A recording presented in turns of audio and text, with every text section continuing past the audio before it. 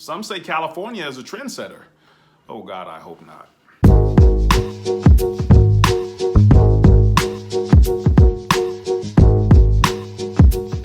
Welcome to the Rob Lett Show. I'm your host, Rob Lett. We call these segments Soapbox News. They're current events I felt compelled to get on my soapbox about, but it's also your chance to get on your soapbox in our comments section. California's law is coming home to roost.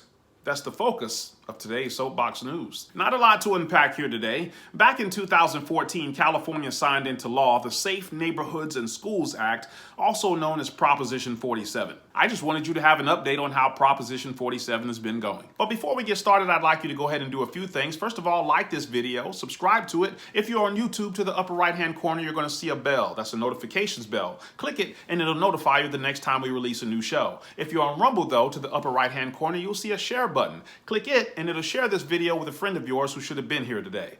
Go ahead and do all of those things that apply right now. Back in 2014, California signed into law something ironically referred to as the Safe Neighborhoods and Schools Act. Well, it's 2021 and we're coming up on Christmas, so I thought this would be an excellent time to update you on California's progress this retail season.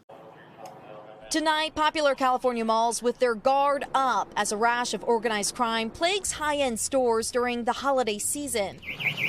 Police are calling them flash mob thefts when a group of thieves, sometimes in the dozens, surge into a store, grab items before fleeing in getaway cars. This is Walnut Creek, California last weekend. A shocking 80 people in and out of Nordstrom within a minute. And like ski masks, crowbars, like a bunch of weapons. Even mom and pop shops falling victim in nearby Oakland. This one's like, it's really going to set us back. A similar scene outside of Chicago, more than a dozen storming a Louis Vuitton store, weaving between frightened customers to snag merchandise. Los Angeles police responding to 3 incidents this week. I have no empathy, no sympathy for these kind of criminal gangs and elements. Organized retail theft costing businesses and consumers big. One trade group estimating nearly $69 billion worth of products were stolen in 2019.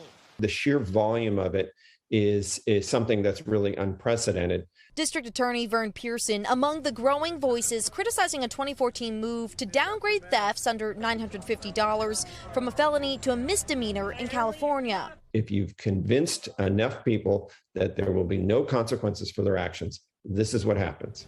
In San Francisco, 9 face felony charges and at least 3 in LA arrested. Still, shoppers on edge as brazen crime taints the season of giving. Emily Ikeda, NBC News, Los Angeles. Does this look like safe neighborhoods and schools to you? We've really got to do better about actually reading these laws instead of going by what the title sounds like. A lot of people get to the voting booth and quite frankly, it's the first time they've ever heard of the proposition. This is what happens when you vote for something without understanding what you're voting for. It's sad that when people are trying to decide whether or not to vote for a particular law, they can't seem to find anything that spells out the bill in plain English so that they can make an educated decision in advance. It's only after they voted for it that the details come out. But we have to pass the bill so that you can find out what is in it. For those of you in California, would you have voted for Proposition 47 if Wikipedia had made it this clear to you? The measure was also referred to by its supporters as the Safe Neighborhoods and Schools Act. It recategorized some nonviolent offenses as misdemeanors rather than felonies as they had previously been categorized. The crimes affected were shoplifting, where the value of property stolen does not exceed $950. Grand theft, where the value of the stolen property does not exceed $950. Receiving stolen property, where the value of the property does not exceed $950. Forgery, where the value of the forged check, bond, or bill does not exceed $950. Fraud, where the value of the fraudulent check, draft, or order does not exceed $950. Writing a bad check, where the value of the check does not exceed $950. And personal use of most illegal drugs, below a certain threshold of weight. I'm going to take a guess and say you probably wouldn't have voted for that. Anybody with half a brain can see how this was going to turn out. It's going to be consequences and repercussions. For those of you who think it's not a big deal because big companies like Nordstrom can afford it, First of all, that's not true. A $69 billion hit isn't something any industry can sustain for very long. Did you also notice the small mom and pop stores are being hit too? When I did the research on this, they said California thought the bill would make sense because it would save them anywhere from $100 to $200 million annually. This was an article written in 2015, just 1 year after California passed the bill. California voters passed Proposition 47 last November in hopes it would save money. And so far, it seems to be working. Proposition 47 reduced the penalties for certain nonviolent crimes like drug possession, shoplifting, and theft of less than $950 from felonies to misdemeanors. It also allows inmates already convicted of those felonies to have their sentences reduced. Hundreds have done just that. The result? Fewer inmates in state prisons and county jails. In fact, a report released Tuesday by the Nonpartisan Legislative Analyst's Office found that Proposition 47 will save California $100 to $200 million annually starting next year. So let's do a quick recap on government math, kiddies. The government of California passed legislation in order to bring in an additional $200 million annually. The news report says flash mobs are already costing the industry an estimated $69 billion annually.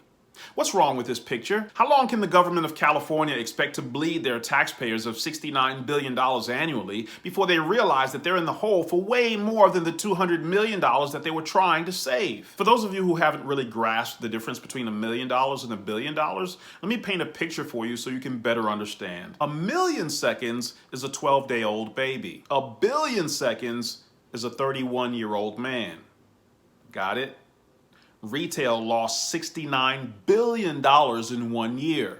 And the state of California looks at this as a step forward. It's not hard to predict what's going to happen here mathematically, so let me make a different type of prediction. Anybody with a brain knew something like the Kyle Rittenhouse case was going to happen sooner or later. How could you not? In Portland, for instance, freaking rioters had taken over the police department. It was only a matter of time before thugs were going to run across the wrong person, a person who wasn't going to take this laying down. So here's what's going to happen in California. The same thing. Listen, I've been to a campaign rally before, and I've witnessed the leftist protesters outside trying to push the envelope as far as they could. I've had some try to get me to stop and talk to them, but I just kept walking because I didn't know if they truly wanted to talk or if they were about to try something stupid. So to keep from regretting my decision, I just kept walking. Listen to me closely, YouTube. I'm not encouraging it. I'm not inciting it. I'm not even wishing it. I'm just telling you it's common sense that it's coming. When a thief robs a store, they're taking stuff off the shelf of a company. And because it's a company, the issue really hasn't been personalized with some people yet. But sooner or later, just like the Rittenhouse case, thieves are going to run into the wrong store owner or the wrong customer. That's not a shelf, that's a person. You're intimidating and threatening the life of a person. And when that happens, it's going to make the evening news. And that's all I'm going to say on that. Well, there wasn't a lot to unpack this time. It was really straightforward. In this episode, we covered the fallout of the so-called Safe Neighborhoods and Schools Act, better known as Proposition 47. We covered how, ironically, it won't do a single thing it purported to accomplish. It's obviously not fostering safe neighborhoods and schools when you're releasing criminals back into the general public. It's going to take California some time to realize that the so-called savings you had in one area, you just lost in another area. And finally, Proposition 47 is going to cost people their lives, if it hasn't already. I keep telling people Democrat policies are ruining their lives, and I don't mean figuratively. And that's where I'll leave it for now.